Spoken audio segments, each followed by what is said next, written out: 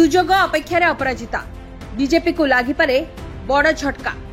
गत किछि दिन पूर्वे अपराजिता मोहन माझी भेटघाट को नहीं जोरदार चर्चा है।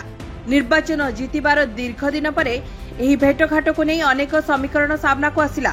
किए कहला धर्मेंद्र विरोध में यह मेली तो पुणी किए कहला अपराजिता को मनइबा को ए भेटघाटर आयोजन। कारण किछि दिन पूर्व अपराजिता घनिष्ठ सहयोगी को मनमोहन निलंबित करथिले, जहाकु नहीं अपराजिता रक्त चाउल चबाउथिले। एपरिकी मनमोहन को चैलेंज देबाकु जाई निलंबित नेता को नहीं बैठक कले, जो घटना पर अपराजिता उपरे मध्य निलंबनर खंडा झुलुथिला।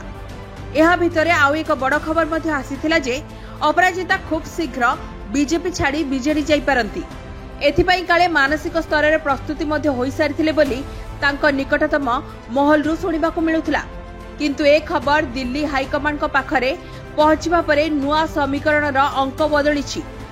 दलरे सबकिछि ठीक अछि बोली दर्शाइबाकु सीधा मुख्यमंत्री मोहन माझी को भेटिबाकु काले अपराजिता को निर्देश आसीथिला। दिल्लीर निर्देश मानी मोहन को अपराजिता भेटिछंती सत, किंतु केतेबेले भी गणित बदली पारे बोली चर्चा हेउछि। कारण अपराजिता सहयोगी उपरु निलंबन हटाइबाकु मनमोहन अराजी थिबा सुनिबाकु मिलुछि। अपराजिता बीजेपी छाड़ी पारंती बोली खबर सामना को आसिबा परे दल तांको उपरे आउ पूर्व भली भरोसा करि पारुनी। मोदी गस्त पाई अपराजिता को बुझा जाइथिबा कुहा जाउछि, किंतु भुवनेश्वर संसदीय क्षेत्र को प्रधानमंत्री आसीथिले मध्य अपराजिता बदल रे पूरा प्रस्तुतिर तदारख करथिले निजे मुख्यमंत्री।